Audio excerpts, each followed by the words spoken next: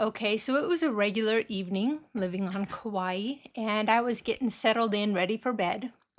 And he was frustrated. He was upset with me, and I probably did not know why.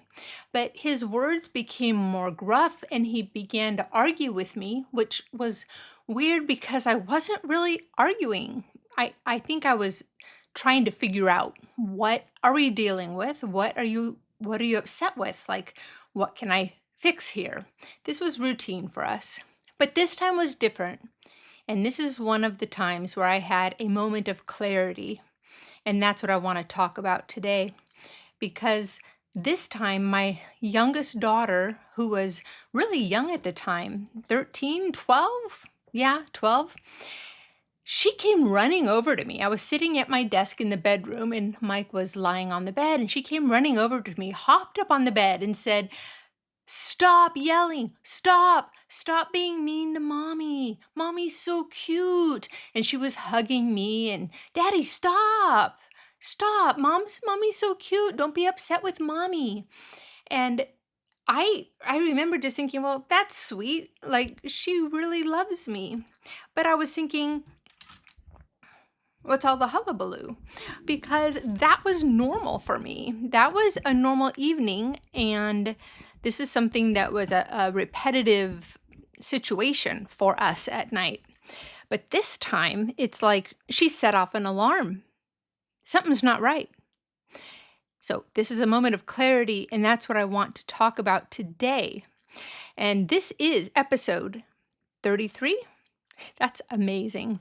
Episode 33 of Escaping My Fairy Tale. My name is Linda, and I do want to talk today about something that I think is really important, and it's those little moments of clarity where you begin to think, ooh, this isn't right.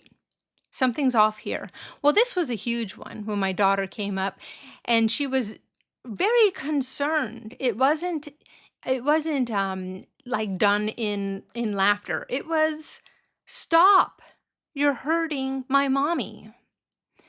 And it really made me stop and think, yeah, you're right. He's not talking to me very nicely, is he? Okay, I'm sorry, I was just interrupted. Somebody came to the door, and so I'm back. But I remember the look on my daughter's face, and just seeing the horror and the sadness. It was a real wake-up call. And I thought to myself, I would never want my daughters to be spoken to this way.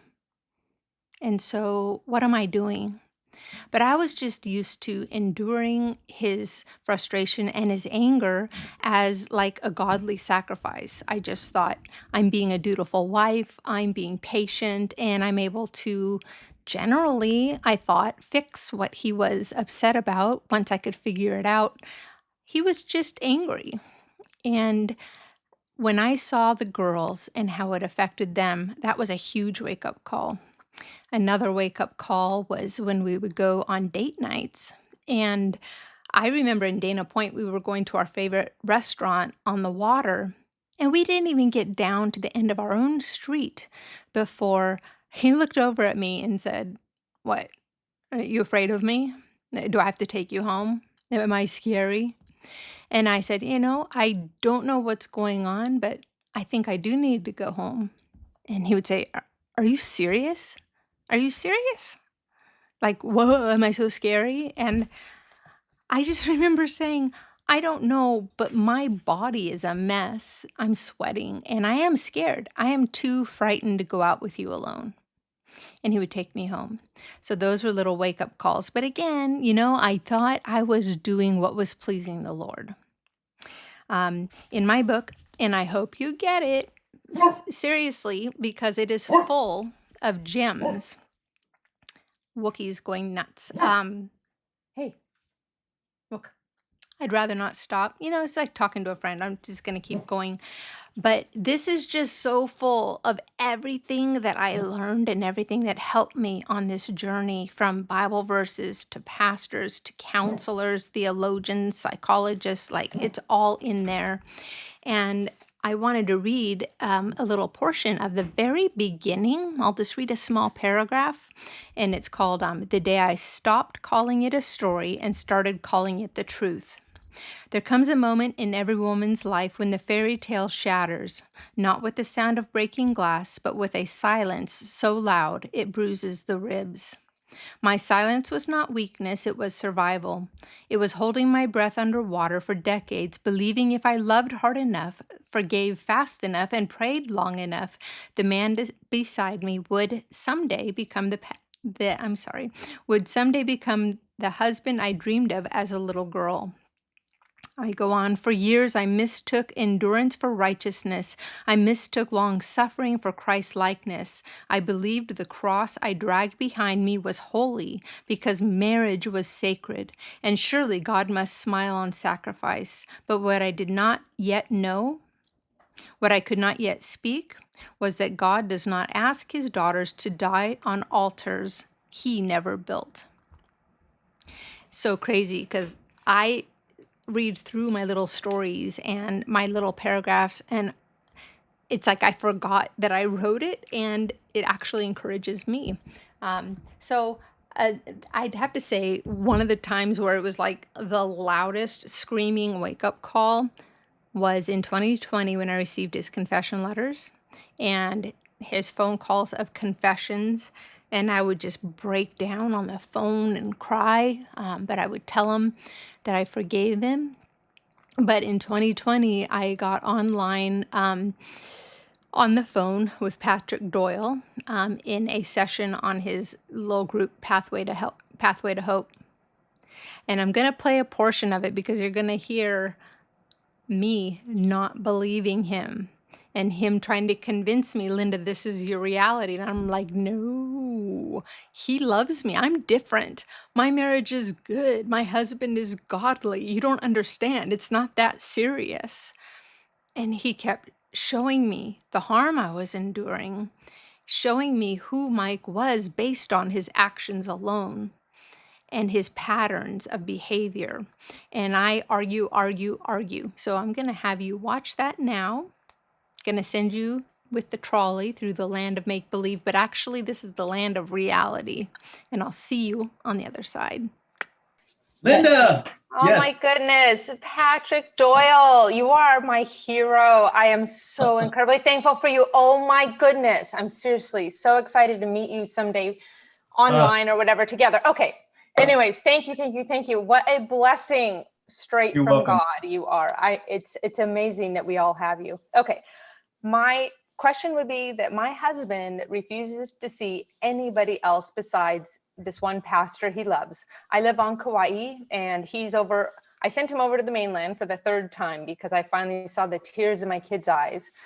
And so he's been over there, and he refuses to see anybody. And the pastor has no idea of what emotional abuse is, and keeps telling me the things that you've said in your videos to keep loving him, and 70 times 7. And Linda, haven't you sinned a ton against him? You know, are his sins bigger than yours? And I think it's because you're in such a weak state needing medication that this stuff even bothers you. And so that's what Mike chose. I asked him a year ago, can I get off this medication that I realized I've been on just for him? I can't be in his presence because I have total sweaty, shaky panic attacks.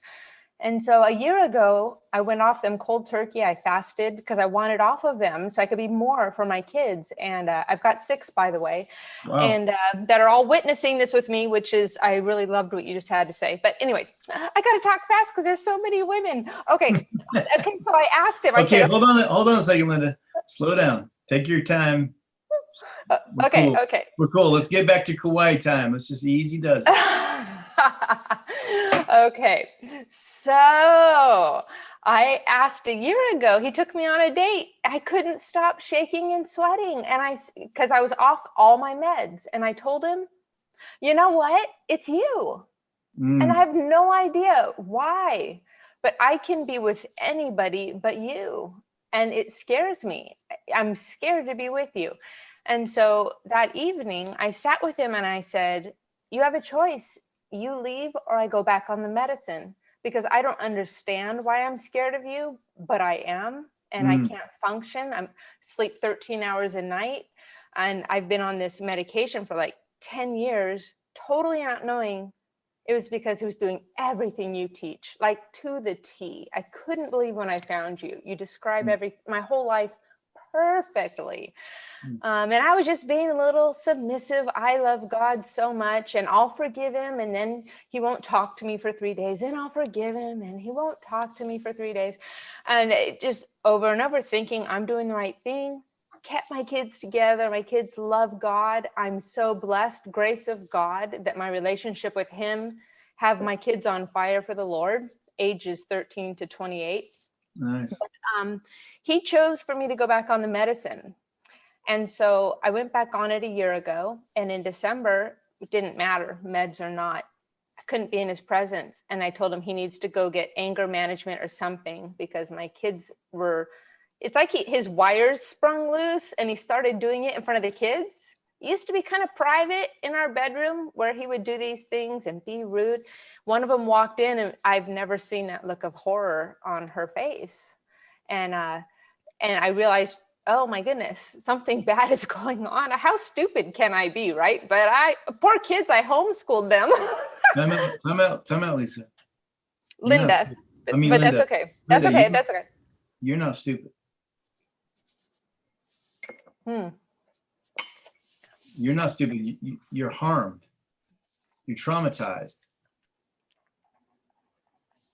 And you've been afraid, and you've been trained by the church or whatever to, like you said, to be the good submissive wife, which is really killing you. Yes. So how can I help you not be killed?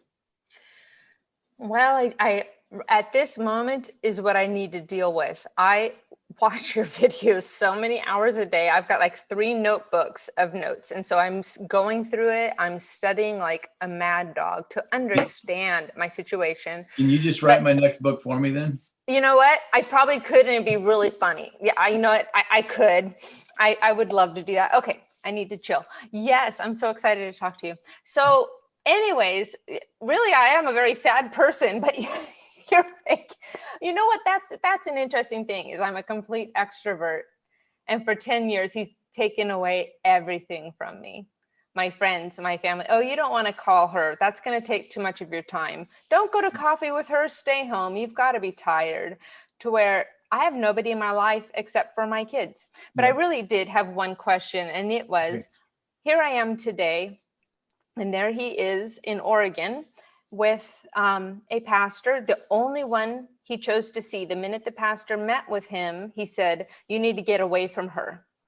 And so, which I thought, great, this guy gets it. But he's been over there 6 months this year, and he sent him home this last time in August, and it was worse than ever. And the kids all are completely aware. I'm each of my kids' best friends by far. I'm incredibly close with my kids. My 3 sons. Let me ask you a question. Yeah. Have you seen a lawyer? No, really? No. And that is, yeah. One of my friends said that last week. Why not? Oh, I don't want it to get to that point. I don't want that to be real. But if we just look at reality for just a second, you're already there. No, I mean, I met this guy when I was 13. We got married at 20, 33 years of marriage. No, you can't kill my story. You've been together 33 years, but you've not been married 33 years. No, 15 amazing years. Yeah. So if we just live in reality, because remember, God is in reality. He's not in my rationalized, justified, spiritualized version of it. And your reality is that your husband is so dangerous to you emotionally that you can't function around him. That's not marriage. That's not what God wants for you. It's not what God wants for your kids. So instead of avoiding the reality that you're living in, the way to deal with it is to be in it. And the reality you have is you are in a dead marriage. You have to stop giving CPR to the dead guy. I wish I could say, hey, here's a 3-step plan, do these things and everything will be fine. Yeah, that's what I was hoping for. I thought if I got up in time for this, that's what you're going to do. Take my little Doug pill or Patrick pill and be like, oh, yay, woo. Okay. No, Okay, this so is not funny at all. I shouldn't no, be joking listen, I care about you way too much to give you that kind of bad advice. around. Okay. Listen, your husband's behavior is the problem. It's not you.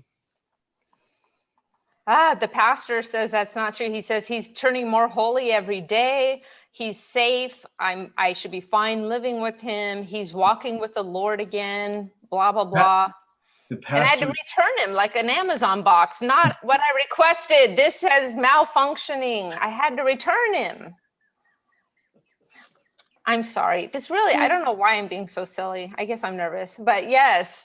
okay, so listen. His behavior is awful, but he keeps saying, Linda, I'm growing in my holiness, as Well, he has okay, ignored my kids for 3 weeks.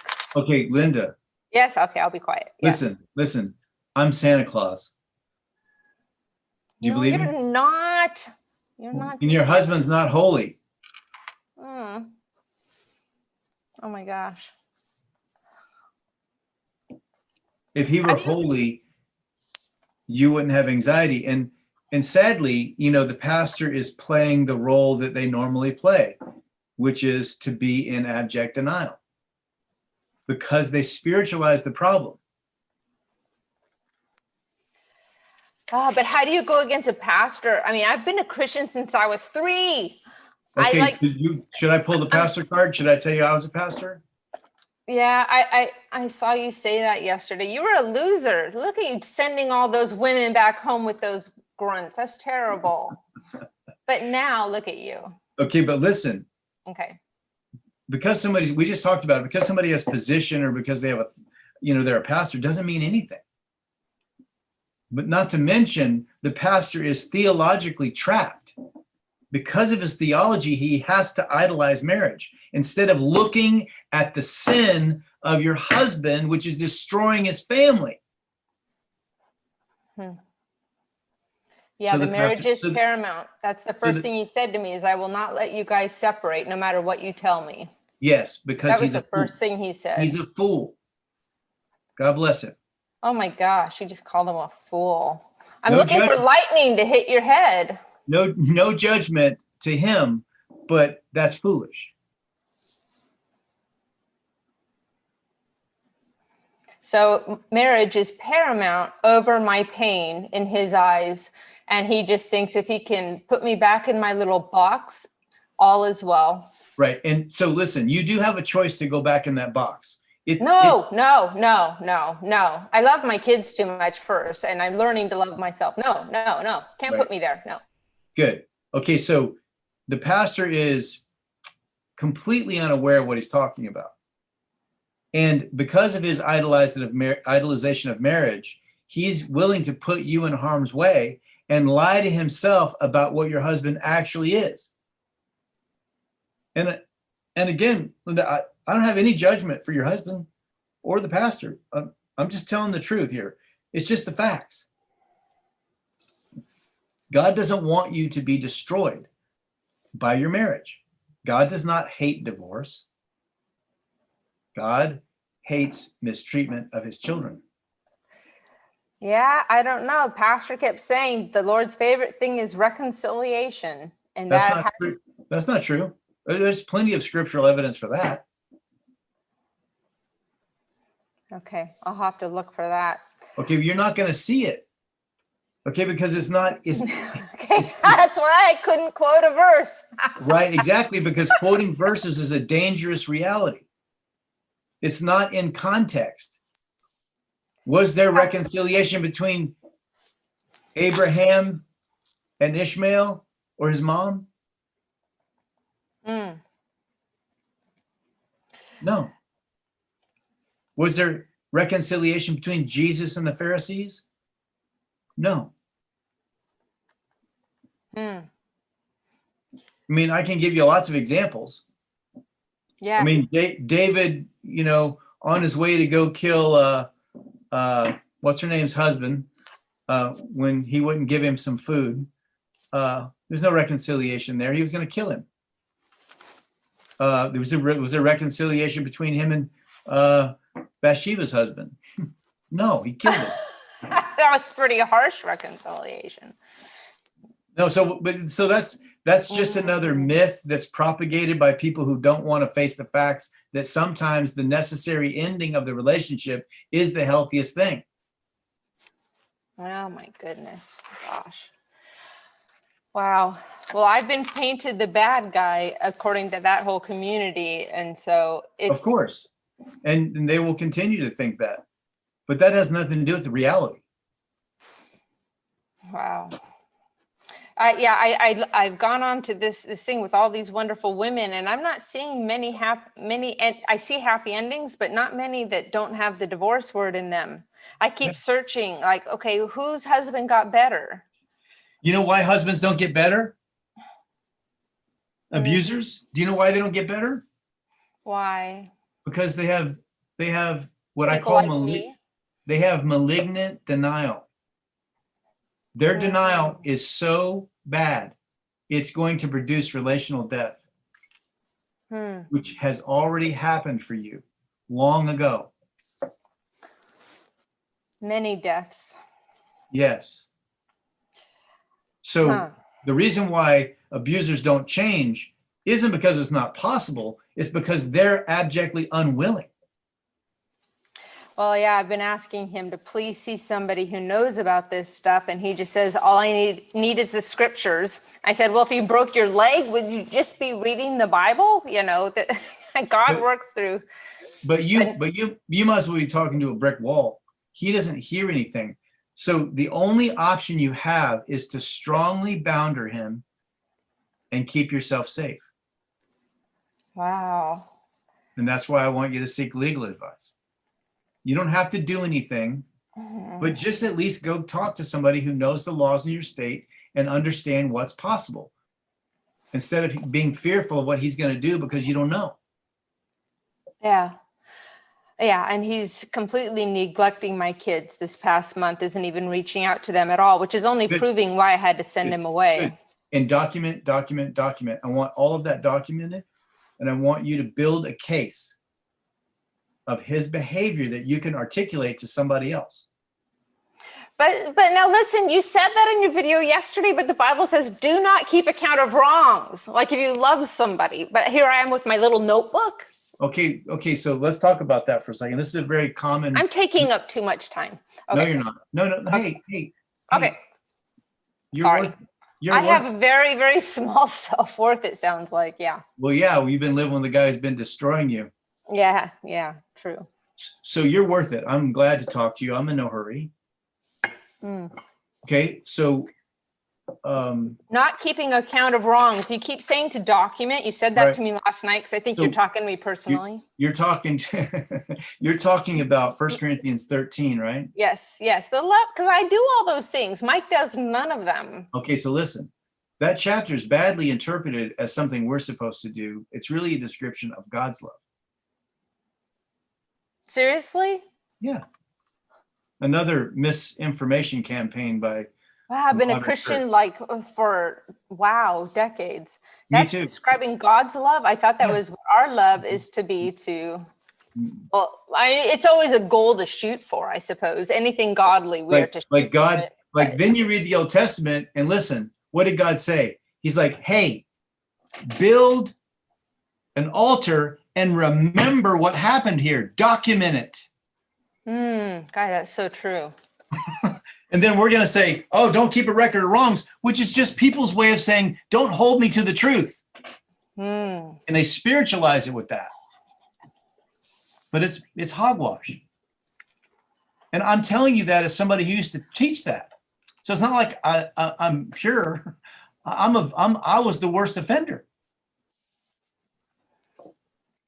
Shame on you, but look at you fixing your wrongs. Well, this is the difference between somebody who's safe and somebody who's unsafe, is that the Spirit can show me something and I can go, That's not right. I need to examine that and relook at that. And now I repent of those ways. I don't do that anymore. And it's not because I haven't done my homework. I've read the Bible. I've read lots of theology books. I've preached the Bible. I've buried myself in it. I know it. And I also used to use it unhealthily, which is the vast majority of pastors today are picking things and using them to have proof text to control people. That is not why the scripture was given. Yeah, that's not who my Lord has ever been to me. He's always cherished me like a precious daughter, and I married Mike to be loved, hopefully, somewhat in the same way. And listen, you have experienced the love of God, but you haven't with your husband. No, I did the complete opposite. Okay, so let me ask you a question scripturally. Who's the father of lies? Satan. So if someone lives in denial, that's a lie, right? Somebody that's in denial is lying to themselves. Yes. So they're living in a lie. True. So who's their father? Oh, stop it. Stop it. No, stop it. Oh, no, that's a nasty one. Don't put that in your next book. That hurts. It's supposed to hurt. Like my grandma used to say, the truth only hurts when it needs to. Wow. Wow. So somebody who lives in that kind of denial is evil. And they're the worst kind of evil when they're covered in sheep's clothing. And that's what you're dealing with, both with the pastor and with your husband. Yeah, I told the pastor 2 weeks ago I needed to stop talking to him for a while because it was doing more damage than good. See, listen, there's a sign of your health right there. How do you know that? That must be the Spirit working in you, because that is so courageous. You are so courageous. No, I have had an upset stomach since I've done it, but I told Mike I needed to stop talking to him, so I haven't talked to him. He texts me, and it's horrible texts. They're very mean, so I've been screenshotting them and printing them out. Good. What Excellent. he's been saying. But I told the pastor that I'll pray for him and I'll pray for Mike's healing. But at this point, it's going nowhere. I need to stop and I need to protect myself. And so he told Mike that I fired him, and which makes me look like a very not holy woman anymore. Actually, to me, what it makes you look like is a courageous woman who's in touch with the truth, and so courageous that you'll stand up against two abusers. You should be applauded. He feels like an abuser. He doesn't feel like it. He is. The reason you feel that way is because he is. And the Spirit's already, listen, it's God's mercy that has you moving away from your husband and this pastor. It's the Spirit that God put in you, the third person of the Godhead, that's guiding you. It's not you. It's not your evil, rebellious, unforgiving spirit, the Jezebel spirit, whatever crap they say. This is the God of the This is the God of the universe. How do I know that he said that? Because I've heard 1,000 of them say it. Listen, this is the Holy Spirit leading you out to freedom. Come on, this was supposed to be my happily ever after with my kids growing up and being all together, but the kids are all with me. I mean, they adore me. They won't leave. I finally had to send 3 of them off to the mainland to go be happy until Christmas because they've been watching me cry for 4 months. And which is good. I'm so glad to hear that. Is that okay? I feel terrible. Are you kidding me? Okay, but hold on a second. Let's just take for a second. Let's take into account what's happening here. You're alone. I am. Patrick, I'm alone. You're being harmed. You're in danger. And you have to care for your kids, and you're seeing them be harmed by the harm you're experiencing. Yes. And you're doing all this by yourself. And it's like somebody has shot the dream that you had for your life and killed it. And the person that shot and killed it was your husband. that dream is dead because of his behavior. Your dream is good. The happily ever after, that's good. It's just not possible with him because he's insane and evil. But I worked so hard for my happily ever after, Patrick. Come on. You know how many times you have to be pregnant to have 6 kids? I mean, and I homeschooled them. At least 6 from what I understand. He did. He killed my dream. And the pastor dug up some very gross sins that he's been hiding from me for the last 17 years. Like That what? Porn addiction, and he spent $150,000 without telling me. On what? Well, debts, land investments, and there were things. I feel so stupid, but the pastor said, no, this guy's a master liar. He lied to the pastor 3 times about it, but I guess porn and lots of masturbation, and which was something we promised when we got married, that sex was going to be between the 2 of us only, and if he wasn't getting enough, ask for it. And I'd be willing to give, but he was in his own little world, self-pleasing himself. And then he lied about his business. He's given his business away, which is $1 million company, and money. Oh my gosh, I don't know, there's like 5 different things he confessed that I just was flat on the floor crying, and my son had to pick me up. It was awful. Okay, so clearly what's happened is your husband is a total liar. He's been living a double life. That was the other thing. I always ask him what he's been praying about, what is he reading in the Bible. I mean, I am Christianity is the only thing there is to Linda, is God. I have nothing else to offer you. And so I always want to know what he's studying. And he says, yeah, I'm praying. Yeah, I'm reading the Bible. Pastor told me 2 months ago, those were all lies. He wasn't in the Bible once, wasn't praying once. Your husband is not going to change. He's been lying to you for decades. Yeah, he has a business where he's a total workaholic. He owns this company, fantastic amount of money. And he confessed to me that for the last 5 years, he's only worked 1 hour a day, but he's been at his computer 50 hours a week. And here I was with all the kids, taking care of everything, on medication, could barely stay up. And he would watch me. He said, I would literally watch you fall apart, but I just pretended. Yeah. Treated me terribly, but So let me reiterate. Okay. Have you seen a lawyer? No, I don't even know how to do that. I'm such a girl. Okay, I'm going to have to put my big girl pants on. Wait, time out. See, those are his words. You are not incapable. You are amazing. You listen to what you just described. You got 6 kids, you homeschool them. I use this analogy a lot. So you're doing a gold medal gymnastics routine, but you're blindfolded and being shot at. That's exactly my life. No, I'm writing that one down. Right?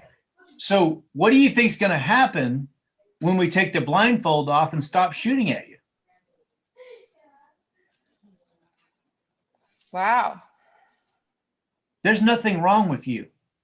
If there was, you'd have never survived this long. Thank God. I literally, and I thank God that you had that much anxiety, because it brought you to the truth. Yeah, I wrote in the stream recently that all that fear, like I go on a date night and I would tell him, you've got to take me home. I can't stop shaking. I don't know why, but I cannot go on this date with you. I can tell you why. I'd love to hear you. Your spirit was sensing the evil. And don't you think that also punished Mike? Like, no, you can't have my precious daughter, on a fun date night if you treat her. He does not care. Because he's not God's kid. So to speak, oh gosh, I didn't just say that. No. I don't know what he is, but I know he's evil. I know he's a liar, and I know I wouldn't trust him.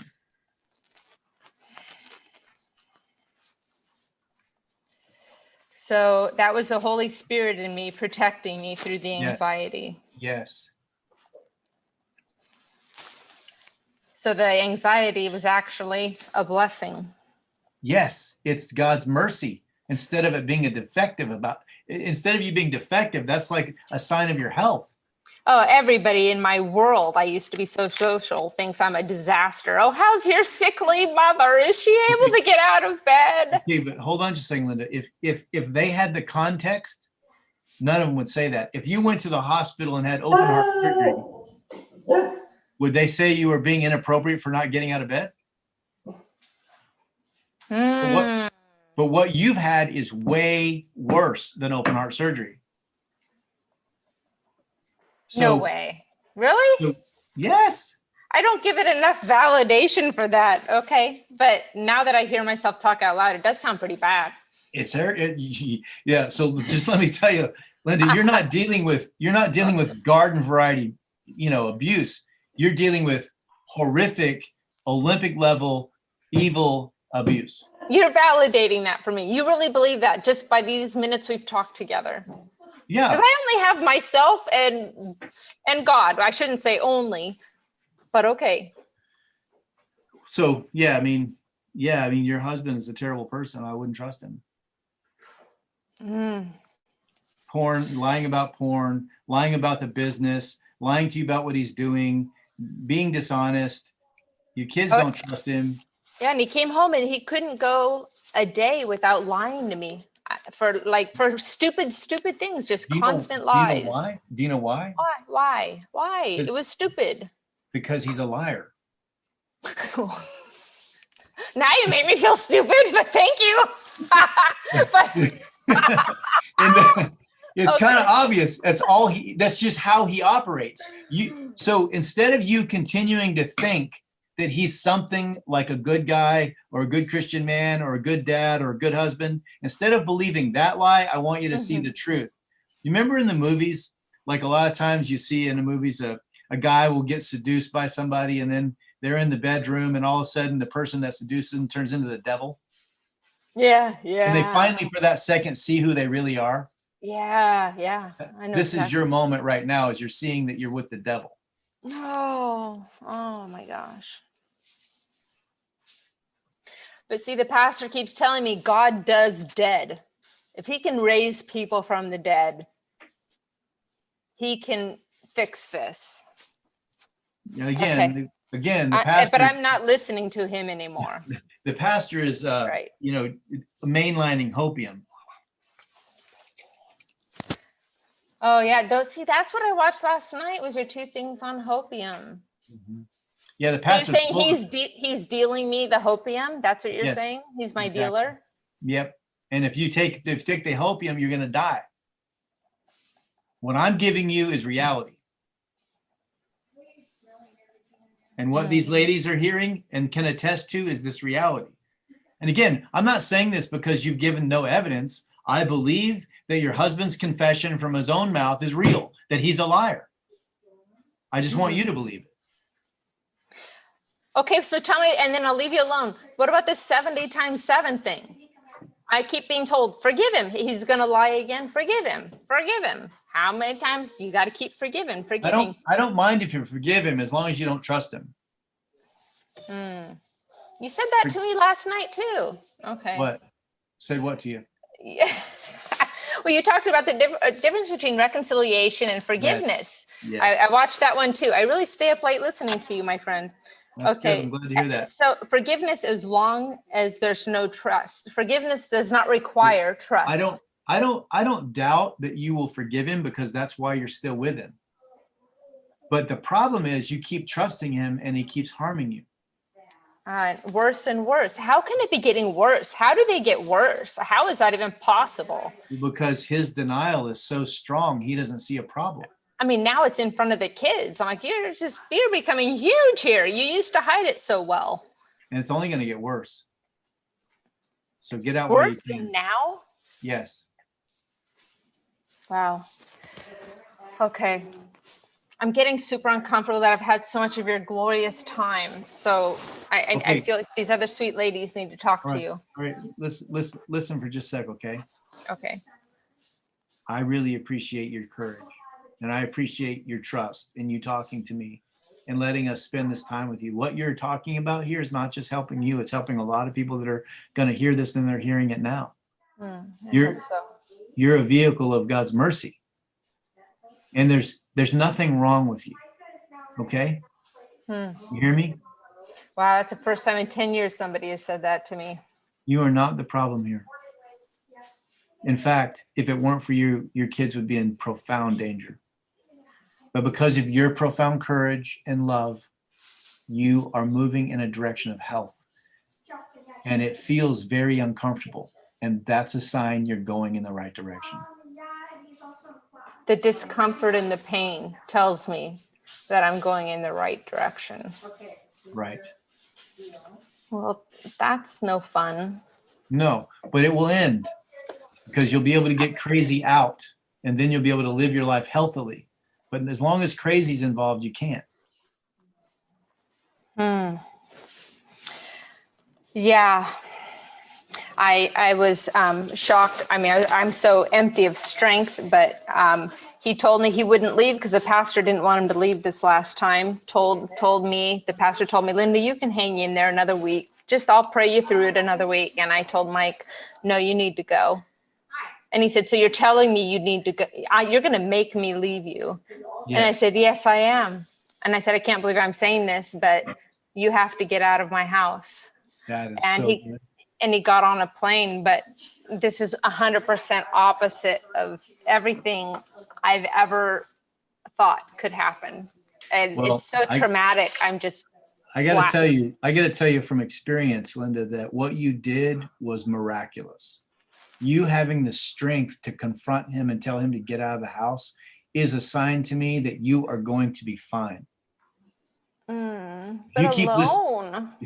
Well, that's true. But like I said before, alone and well is better than alone and tortured. Hey, I'd at least get to have a friend and get out of the house, huh? Yeah. And the kids would get to see me be strong and they'd get to learn from how I'm handling this, huh? Right. Yes. So from my perspective, keep him out as long as you possibly can and go see a lawyer and get some legal advice about what you can do and what you can't do. Because he's a liar. He's a liar. So he's going to manipulate everything he can. He could cut me off. That'd be pretty bad. Which is why you need to get a lawyer so you have some teeth, legally speaking. Oh my gosh. Okay. Okay. You're wonderful. And I am going to be setting up an appointment with you soon. Okay. I look forward to it. I'm saving my pennies. Yes. I'll make you laugh at least once. You're wonderful. Well, and I will. Okay. Your courage is to be commended, Linda. Your gut is leading you in the right direction. Keep trusting it, okay? Yes, that's the Holy Spirit, right? Exactly. That's exactly right. That's what's leading you here. Okay. Thank you, Patrick. You're amazing. I will continue to listen to you talk to me personally every single night. All right. Okay. Thank you. Yeah. Clarity is hard. And boy, I had a hard head. And it took me, that was October of 2020. And I didn't file for divorce until May of 21 because I fought it, because I was in love and because I believed, but this is my duty. This marriage is sacred. But Patrick was a big light. And Sam Vaknin was, I was searching YouTube like crazy for anything. What is going on? I'm not being hit, but I'm being hit. And I was falling apart, so sick, so sad. And then I find out he was living a life on the side.